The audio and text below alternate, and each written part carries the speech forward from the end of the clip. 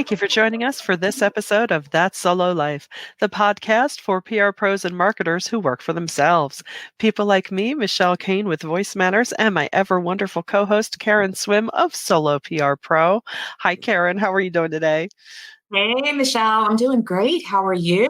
Good. Rolling along. It's all we can do these days. It's rolling pretty quickly. I cannot believe, even though we have been so focused on calendars and all of the things, I swear it feels like we went from July to here we are, end of September in a day. That's what it feels like. Yes. It feels like as I near the close of every month, I say, whew, what a ride. Yeah.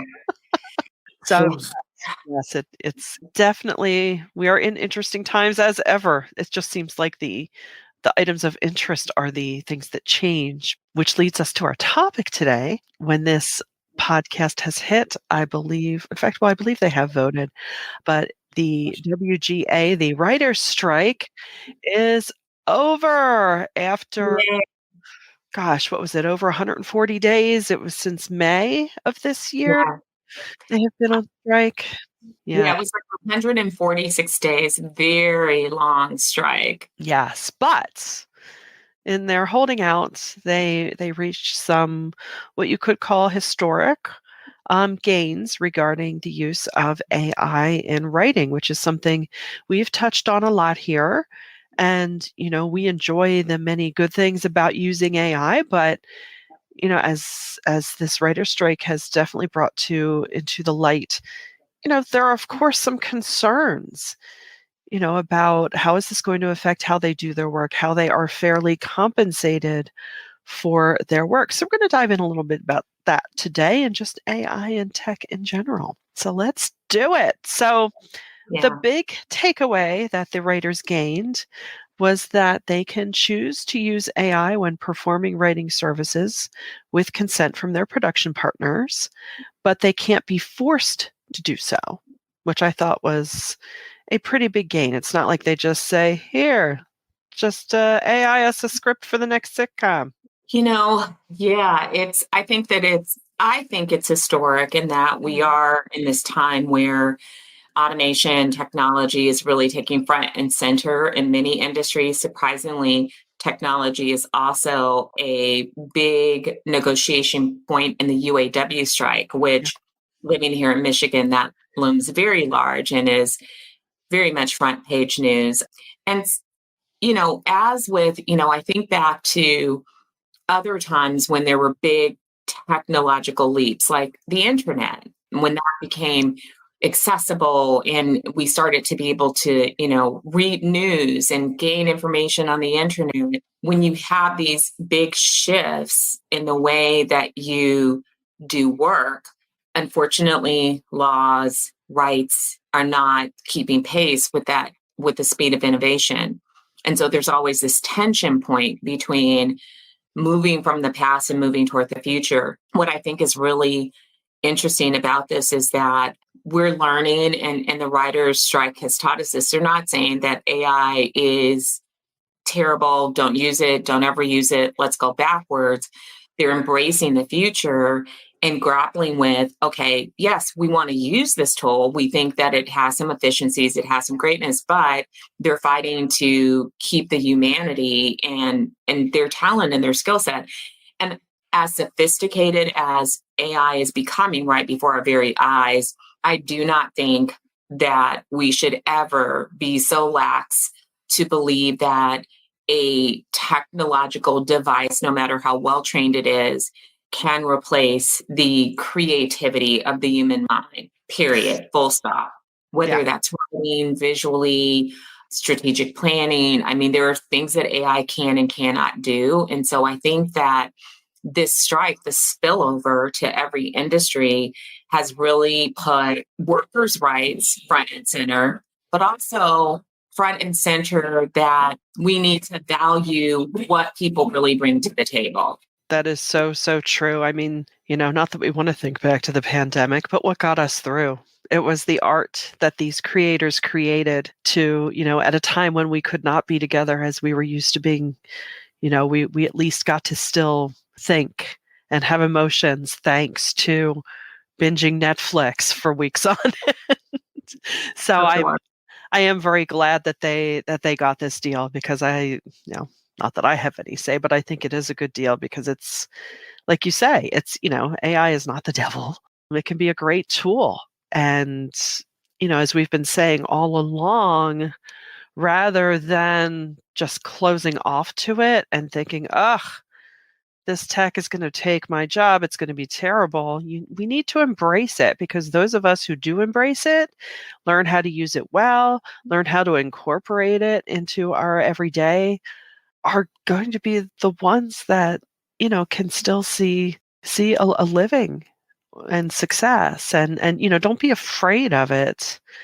It's not, certainly not perfect. And like you say, like anything, that regulations and laws lagging far behind. I mean, my goodness, we still, social media is still this ever evolving thing that, our Congress in the US is still talking about. Maybe we should regulate this. I'm like, you think maybe a little bit? I mean, I completely agree. There have been some disturbing ethical things that have come up. So Yeah. for PR practitioners, I think it's really important. And here's the alarm that I absolutely will sound. And I may say this so much that you all will get sick of hearing it. But the alarm that I will sound is not to be afraid to use AI, not to be afraid to incorporate it into your work. I would say the alarm is really digging deep and being able to clearly articulate and demonstrate what your value is to clients. Yeah. Because let's all be honest about this. In the short term, AI is going to shift some budgets. It just will. This is what happens when innovation comes into play.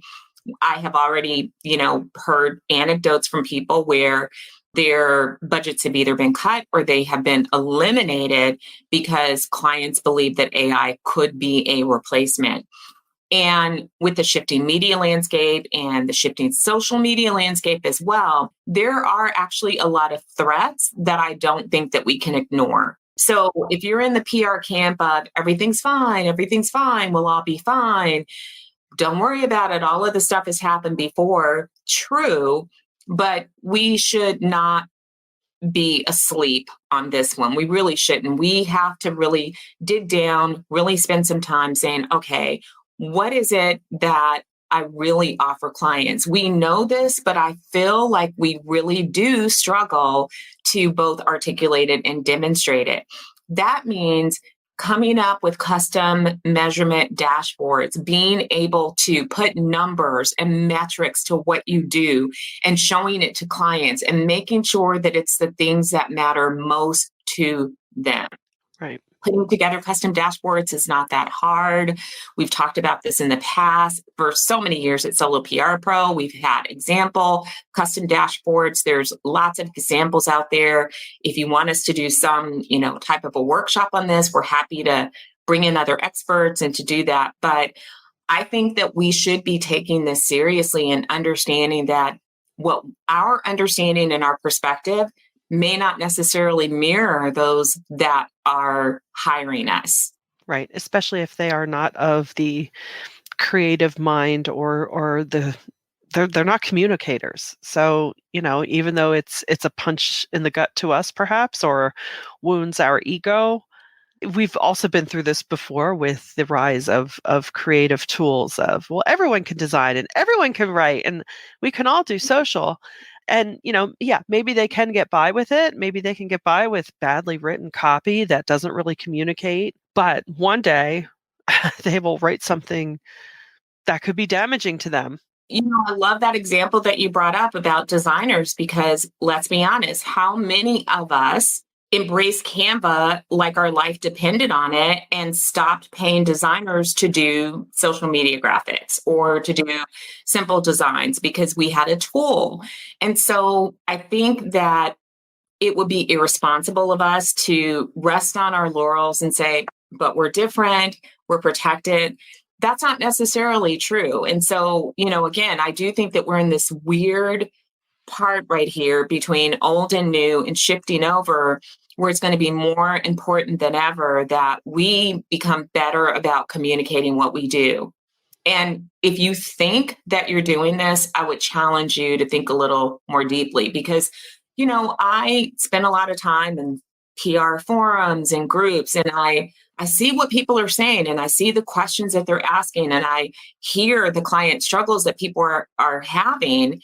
And we're not that good at it. We really are not. I mean, and please know that as I, encourage you all to do that, that I am doing the same exact thing, doing that deep work and really like going levels deeper and saying, okay, am I doing the best job of really articulating what I do? And I'm also rethinking what I actually sell to clients. There are some things that maybe are going to go away for me, and that's okay. But I think that we all should be doing that work right now. And right now, our clients are budgeting. So you want to think about this quickly and make sure that you're ready for the next year because this is real. And unfortunately, unlike the writers and the actors and the UAW, where technology is also factored into their negotiations, we don't have a union. It's just you. Our union is, hey, solo support one another, but we don't have, that collective bargaining power. So we've got to get it together for ourselves and be ready to advocate for ourselves. Right. Right. And it also, I think it comes back a lot to checking in with your clients and saying, hey, here's what we've been doing so far this year. How's that tracking with you? Have your needs changed? Have your needs changed? And that may help you get an inkling of where they are and what they're thinking without, if you're not comfortable with calling it right out, which, might not be a comfortable conversation, but just checking in and saying, what are your goals? Have your corporate goals shifted? Because a lot of times, hey, some companies, depending on their size, they don't even have kind of like a solo shop. You don't often have the opportunity to even evaluate that. You're just keeping going. But others are. And, it depends to what degree they are paying attention to what's going on. But I assure you they are. And, how to properly incorporate it into what they're doing to make sure that, you can still be an asset for them. Because I know this, we all can still be assets. It's just making sure they realize that. For sure. And thank you so much for calling that point out, because I do want our communicators to walk away knowing that we truly are valuable and that we do have a valuable skill set, but we have to take the personal out of it when we're talking about clients and what they think and what they see, because we all know that there are so many things that we do that clients do not even understand why that's valuable. All of the moving parts that we manage, the things that we prevent from going wrong, they don't always get that or don't appreciate how that takes skill to do. And they never will, because no one's ever going to fully understand anyone else's job unless they've done it. We can kind of understand it in a way, but all of the nuances are impossible to know. The other thing that I think the writer strike brought out, which is a good point for us to all consider, is not only protecting our jobs, but having the conversations about how you're using AI. I don't think that you should shy away from AI conversations with your clients. Ask them how they're incorporating it. And also, you want to think about protecting your work. Is that important to you? So if you write a blog post for a client, are you okay with that blog post then being repurposed by AI? Because this was something that came up in the writer's strike. So if you're writing materials, do you want those materials to be used indefinitely without you for no pay? In our world, it works a little bit different. But again, you need to be thinking along the lines of what AI can do and how comfortable you are. And if necessary, have conversations with your legal counsel, and ask, like, what things should I be putting into my contracts to address AI? Do you need to disclose that you use AI as a tool? I am iffy on that one, because I do not believe that we should just take AI and, whatever they produce and then use it as is without any of our input and then hand it over, because then that's not really, it's a tool, it's a work.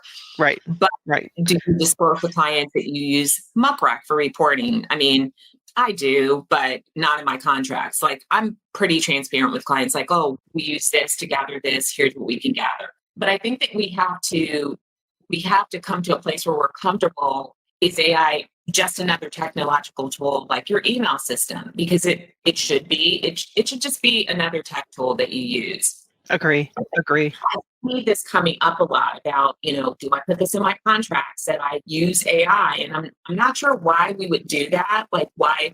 Because then we're listing absolutely everything. Or you Yeah. list all of the technological tools that you're using in order to produce your work. But again, these are the kinds of things that I do think it's important to think about it and think about how we're using things and what needs to be disclosed and in what way and what needs to be protected and what those protections should be, because we are in a new era, Yeah. and I don't want any of us to be taken advantage of or to be devalued in this transitional time. Right. And actually, I think that's an opportunity to bring it up, right?